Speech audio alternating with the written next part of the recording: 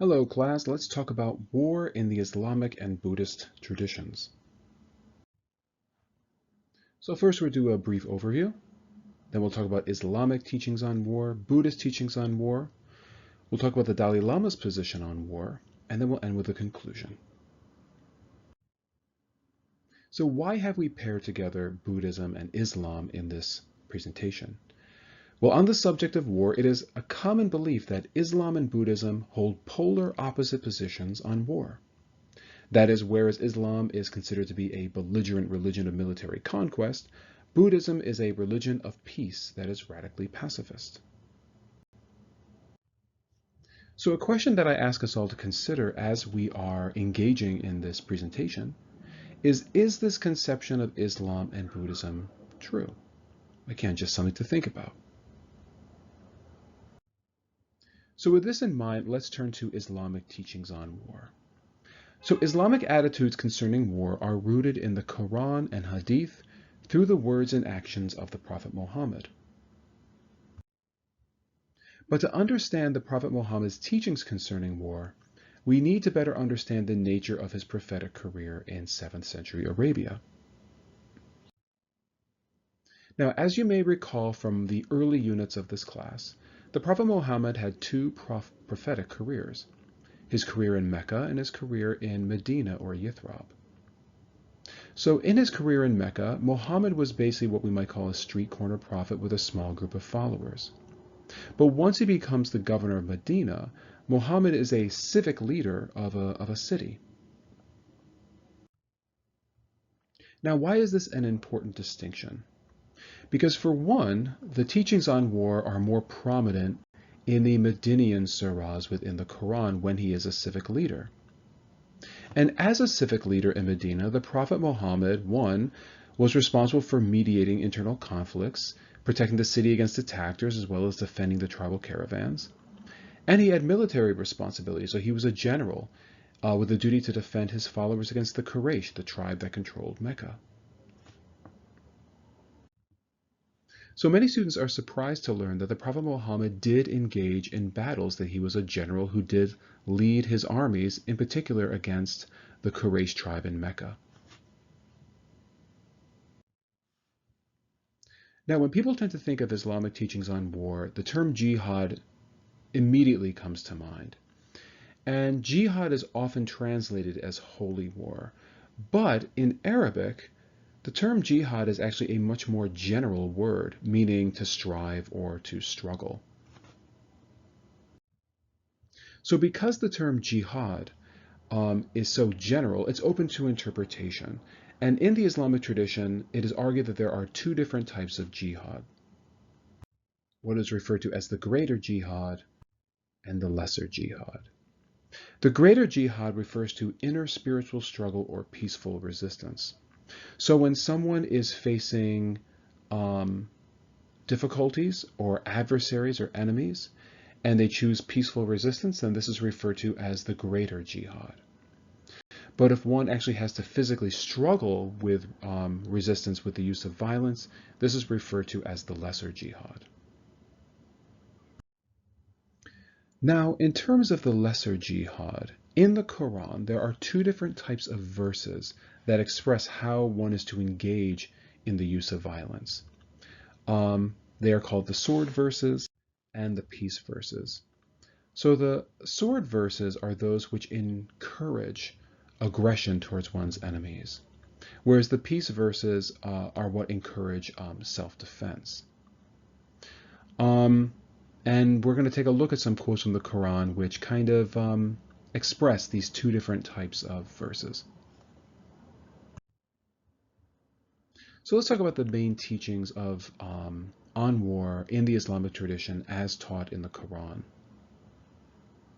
So the first teaching is the following: face persecution with patience and endurance. So as it is written, as for those who after persecution fled their homes and strove actively, or jihad, and were patient to the last, your Lord will be forgiving and merciful to them on the day when every soul will come pleading for itself.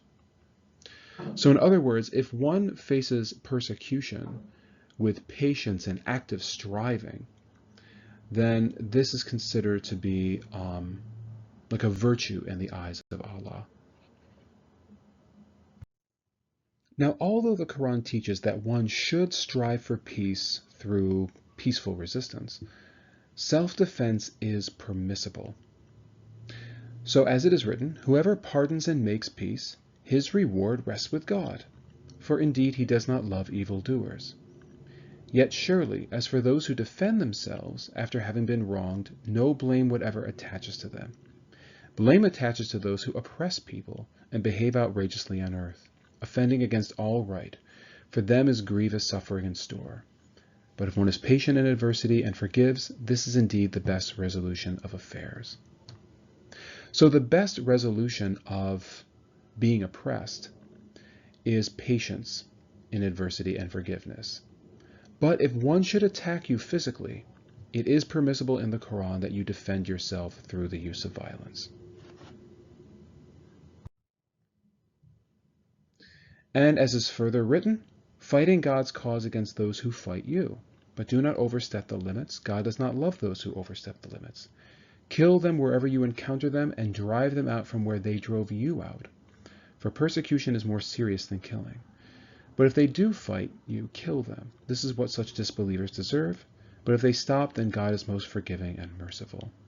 So again, fighting God's cause against those who fight you. So don't be the aggressor, but rather defend yourself when you need to, and kill those who wish to kill you.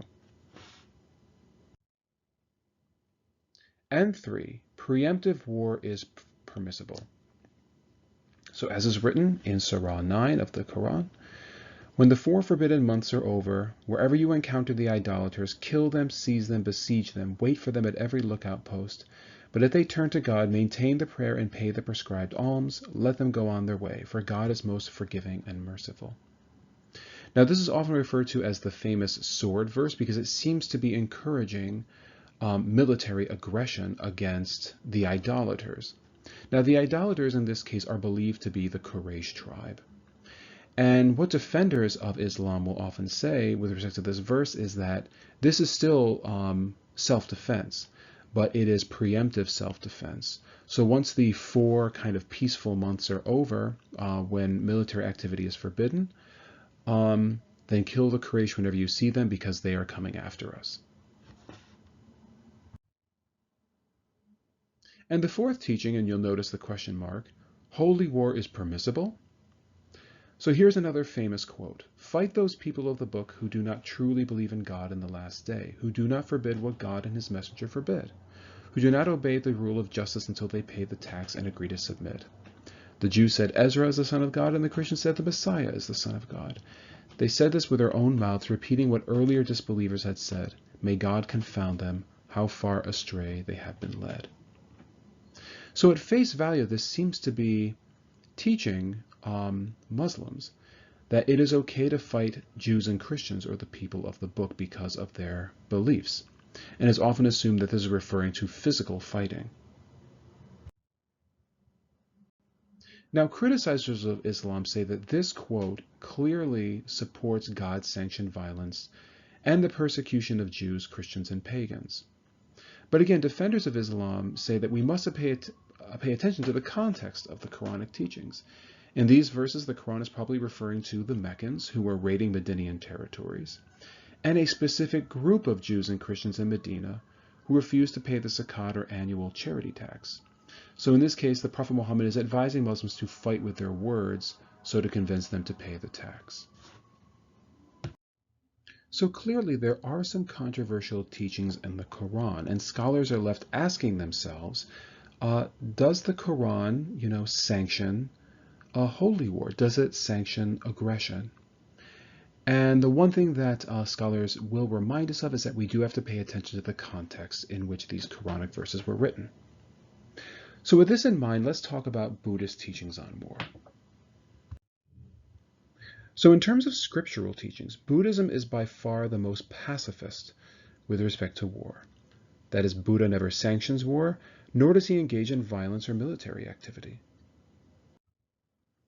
And this is because the first precept of Buddhism is to abstain from killing living beings, or to practice love, also known as the principle of ahimsa, or nonviolence. So as is written in the Dhammapada, all tremble at violence, all fear death. Comparing oneself with others, one should neither kill nor cause to kill. And he who has renounced violence toward all living beings, weak or strong, who neither kills nor causes to kill, him do I call a holy man. So non-violence is considered to be an act of holiness. So killing is indeed forbidden for monks and nuns in the Buddhist religion. However, we know from history that Buddhist societies have engaged in war, and at times, even Buddhist monks participate in acts of violence. So how are we to make sense of this? Well, according to Damien Keown, Buddhist pacifism is more an ideal than a practical reality. So although there is no scriptural justification for war in the Tripitaka, or the foundational texts, Buddhists, both monks and lay people, identify with certain national and ethnic identities, and thus often participate in violent civil conflicts. So this is the temple of the Jade Buddha in Bangkok, Thailand. And the reason I'm showing this to you is because the nation of Thailand and the king is considered to be a defender of Buddhism. And the temple of the Jade Buddha is believed to be like, to have some kind of like supernatural power to protect the kingdom. And as we can see from World War II, these are Zen Buddhist monks training to fight off, Allied invaders. And most recently in Myanmar, we find Buddhist monks actively engaging in violent activity against the ethnic minority, the Rohingya. So again, there is a kind of paradox in the Buddhist tradition. The scripture is overwhelmingly pacifist, but we do find Buddhists engaging in war. So with this in mind, what is the Dalai Lama's attitudes on war? Well, in his sermon, The Reality of War, he writes the following: I want to make it clear, however, that although I am deeply opposed to war, I am not advocating appeasement. It is often necessary to take a strong stand to counter unjust aggression. Nevertheless, it is very difficult to assess all such matters with any degree of accuracy. War is violence, and violence is unpredictable. Therefore, it is better to avoid it if possible, and never to presume that we know beforehand whether the outcome of a particular war will be beneficial or not. So, in other words, if you read the entire document, you'll find that yes, the Dalai Lama makes a case against war, and that he is deeply opposed to it. But at the same time, he does also acknowledge that every so often aggression is necessary in order to counter unjust aggression. So sometimes violence or war is necessary if there is an aggressor nation which is causing harm to society. So what do you think? Is the common belief true? Is Islam a belligerent religion of military conquest? And is Buddhism a peaceful religion of radical pacifism? Are these two traditions polar opposites, or do they actually have more in common than we initially thought?